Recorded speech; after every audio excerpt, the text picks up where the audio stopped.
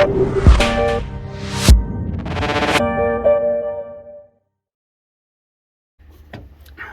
then, welcome back to Cinderella's next episode in her journey to being a full-on racing car. Well, and mine. Okay, so again, this episode we're going to do a few bits to the car. Then we're going to go off to a race. So the next race we're doing is the Brands Hatch GP, which is properly exciting. I only know a couple of people that have actually raced at the GP track at Brands, so we're really excited about that. Really looking forward to it. Hopefully, you know, because I've driven Brands once before, obviously not the GP, but we know half the track, so that's great news.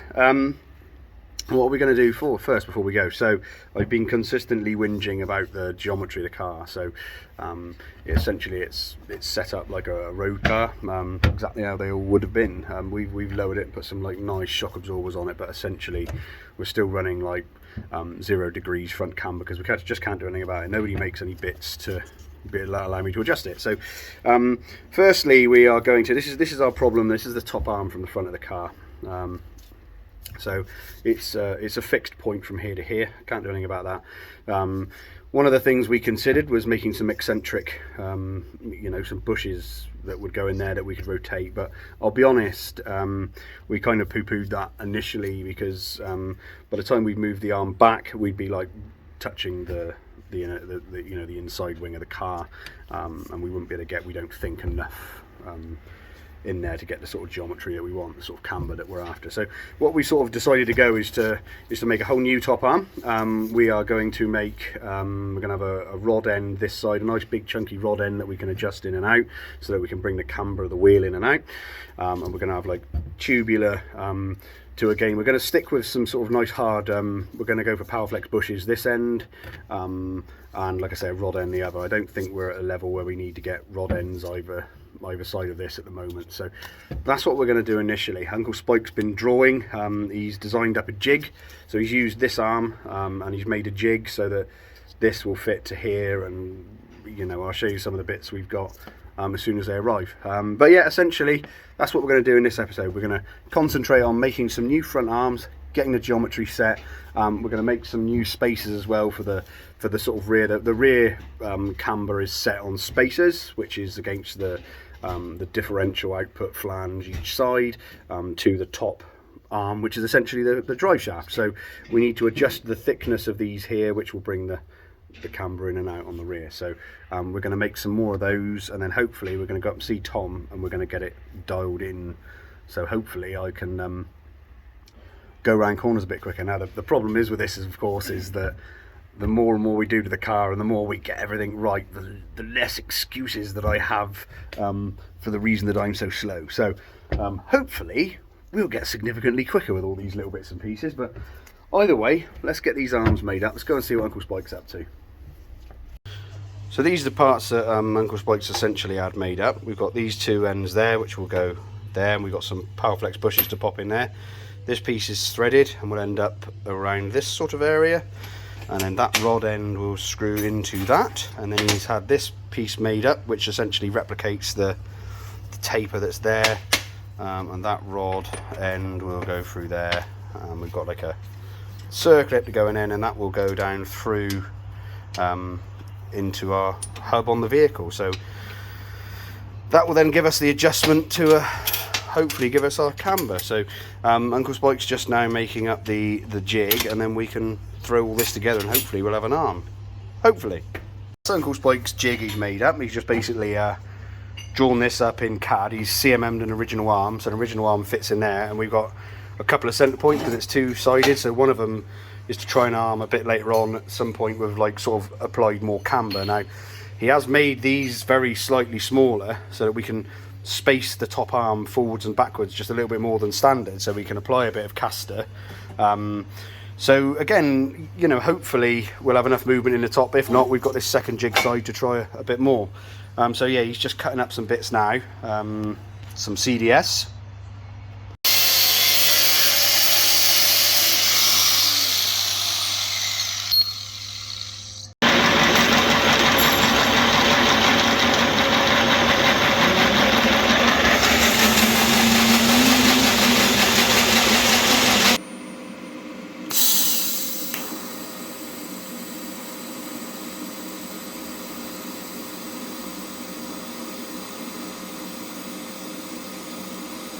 Uncle Spike?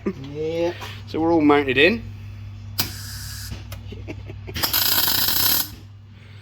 So Uncle Spike's just tack welding them now, so we're going to test fit it on the car, and once this fits, we can then Uncle Spike will TIG it all up, I guess. TIG it properly.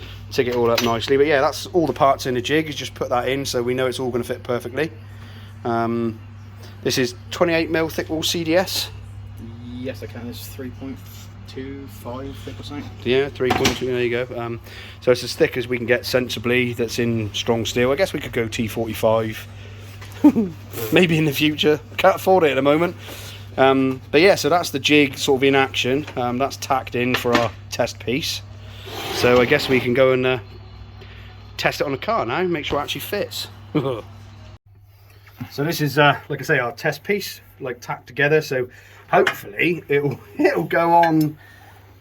So we've got like some temporary bushes that Spike's made up just to get them into the jig, but we've got, like I say, some Powerflex bushes that will go in the final ones. So that should then go back into there, winning. And you can see what I mentioned earlier on now about the bit of movement sort of forward and back, so we can adjust the caster with like shims there, and hopefully if I just get that roughly centre, that should, God, good God, my unsprung weight on the old jack. There you go, perfect. So oh yes, moving about a bit because that's not shim, but yeah, so we've got plenty of clearance everywhere there, which is great, and we can now, as I say, adjust our camber. So I'm really happy with that. So I think, Uncle Spike, that might be a goer. So we picked these arms up from Foxy's powder coating. Foxy's having a bit of an off day, I think. He won't powder coating very good. So fortunately, his Mrs. Emma is pretty good at it. So she sorted them now. Thank you. Thank you, Emma. Foxy, sort your life out. So we can now assemble these, get them on the car, see if we can get some race car camber. We've got these bushes to go in. That's my next job, really. Get these bushes in there, throw them on the car, go and see Uncle Tom again at Swallows and see if he can set the car up. Well, happy with those. Race car camber incoming. Oosh. There we go, happy with that. Hopefully these bad boys are going to improve my driving ability. Still, we've got plenty of room. Really happy with the fit. Yeah, really happy. I've got these AP stickers just to see the temperature of the brakes. For no other reason than I'm genuinely interested. It's a question I get asked quite a lot in my job, and I genuinely don't know what temperature they get to. So got some of those stickers to put front to back just for interest's sake. So yeah, so that's these done. Let's load this on the old trailer and zap up and see Uncle Tom. They go back at Swallows again, and they're resolving my geometry. She's got a hell of a lot more camber on there now than she did have. Not guilty. Lovely. Okay, so we have arrived at Brands. Typically, as is always the way when we seem to go racing, we've got a heat wave declared. So I purchased myself a very snazzy sun hat to protect my neck. You may have noticed that we don't have a car on the back, no trailer, no car. When we were up at Tom's getting the Geo done, which is absolutely cock on, I'm really genuinely excited this time. The geometry just looks like it, like it should. But basically we've left the car there and they're going to bring it down in the lorry, so it's a full-on arrive and drive. I feel like a proper race car driver now. Either way, we're all set up. We've got a cool box, nice big awning, lots of shade and a tap. So we're genuinely excited. We're just waiting for Swallows boys now to turn up with the lorry and the car, and then get a couple of beers in, go racing tomorrow. So yeah, they'll be turning up shortly, hopefully.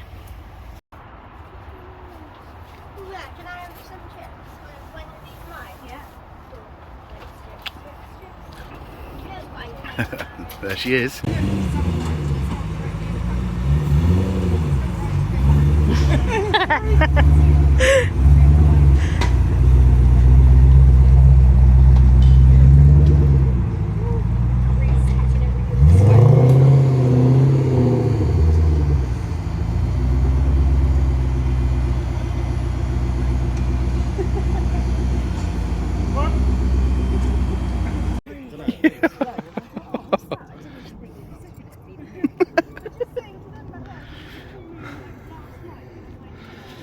We left it a bit late to do our track walk. Not learning a massive amount, but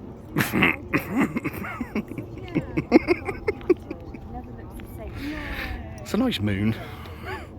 Right, so we're it's early in the morning. It's not too hot yet. We're just about to go out and do some qualifying. Plenty of petrol in the car now. Say hi, Jack. Yeah. And yeah, we're going to go out and do the GP. Bit nervous, to be honest. See how we qualify. Hopefully, my aim really this weekend is to get a top 10 in one of the races. If we do, we do. If we don't, I don't know how the car's going to behave, to be fair, because it's so hot. It really is hot. I think it's due to be 37 today. Something stupid. So the car, I know, is not going to like it. Furthermore, neither am I. So yeah, let's go out and do some qualifying.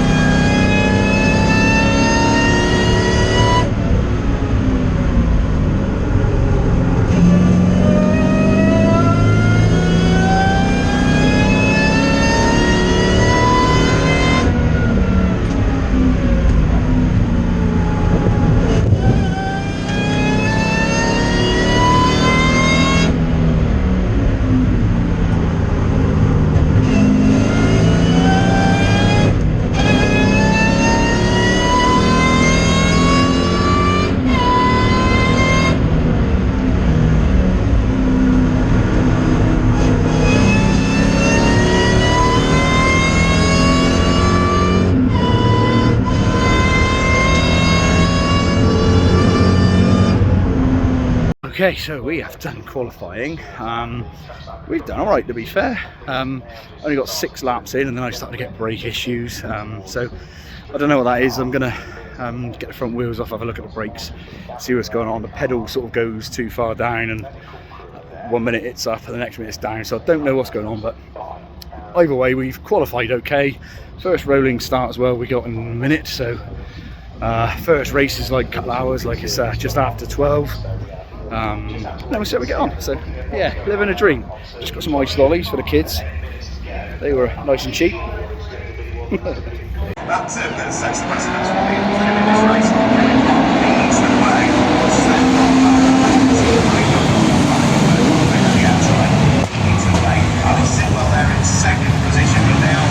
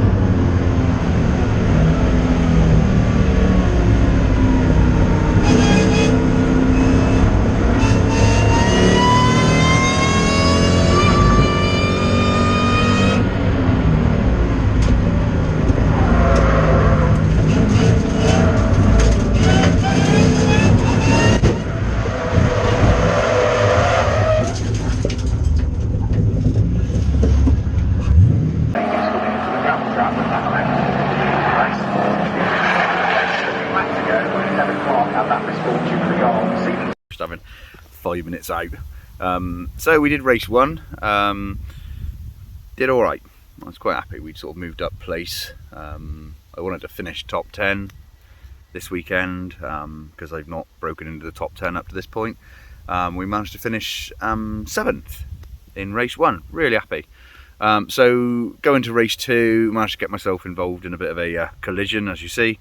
I was 6th position at the time, like the best I've ever done, and then we got knocked off and ended up finishing 8th again. So it had to happen at some point, you know. I'm a little bit gutted. I put Cinderella into a bit of a position where I didn't want her to be for this season, really, but it is what it is. So we're gonna load it up in the truck now. Irritatingly, it couldn't have happened at a worse time, because we've been invited by the JEC to take Cinderella up to the Silverstone Classic, which is you know, massive event, because they wanted to put her on show there next to some really cool stuff. So I've got to now go and I guess do some ass kissing and see if I can get some people to help me out and mend the thing. It's like 2 weeks today, basically. So yeah, so we'll load it in the lorry now and see how it looks when we get home. Hopefully not so bad as it looks now. Oh dear. Bloody hell, Tom, what have you done? It's bloody trailer, mate. Like maybe here, you cut it down straight down through there, so then I can trim it down. What? You're not videoing me, are you? It just needs a little bit of paint, mate. Just whatever, a little bit of paint. Yeah, okay, mate. Yeah. So we're at Jeremy's JC Auto Designs. He's got a nice new logo now, which we've sorted him out because his logo was rubbish. So he reckons he's going to sort this out this afternoon. It's more damaged than we assumed. It's sort of it's pushed it in here. But, you know, at the time, I must admit I didn't notice it. That skirt essentially is where the body should be, so it's got a big gap. So typically, we are hopefully going to the Silverstone Classic. That's like 4 days' time, mate. Can you sort that? Oh yeah, no problem, mate. Yeah, he's pissed. Good lad. That's what I like to hear. Sleep anyway, do you? Yeah, you don't like sleep anyway. I got 6 tubs of U-Pole. So yeah, I think he's gonna use a bit of like some of that filler primer at the back there, make that look a bit nicer, and put his foot in behind that door. That said, Andrew from Auto Reserve has sent me a big box which I'm going to go and get because I think I might know what's in it. So Andrew and the lads at Auto Reserve have sent us a door. It's a great anniversary present though, isn't it? What an absolute load of legends. So yeah, Auto Reserve, like this just arrived this morning in the post. Absolutely, who posts a door? Absolute legends. Thanks, boys. Jezza's over there pulling the old skirt off. Are you always on the floor trying to look up someone's skirt? I'm not looking at yours, otherwise. Back again. Didn't feel like 5 minutes ago this was getting painted. Now we're mending it. So all this bit, all new. All the grey bit. New door. Jez has been busy, to be fair. So he's going to lay some... he's going to lay some paint on that again. And then we've got to go grovelling to the graphics factory to see if we can get some more graphics. Alright, Jezza? Go away, Stephen. You love working on a Sunday, don't you? It's your favourite.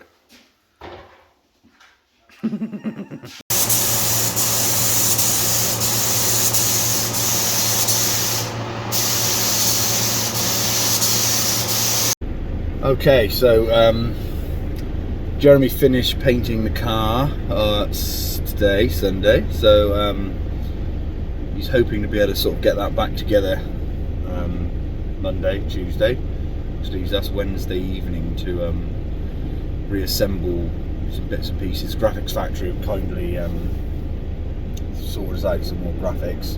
I'm going to have to put them on, so I've no doubt I'll have to book it in again soon, guys. Riding I don't hit it again. So yeah, it looks like Cinderella will make the ball,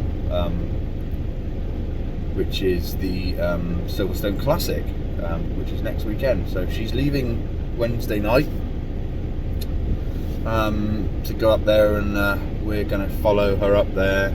I think we're going up Friday, all going to plan.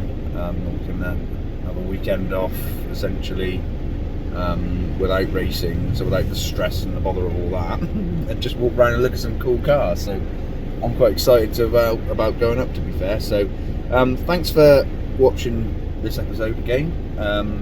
Hope you're enjoying the series. We're quite enjoying making it, actually. I'm certainly enjoying the racing.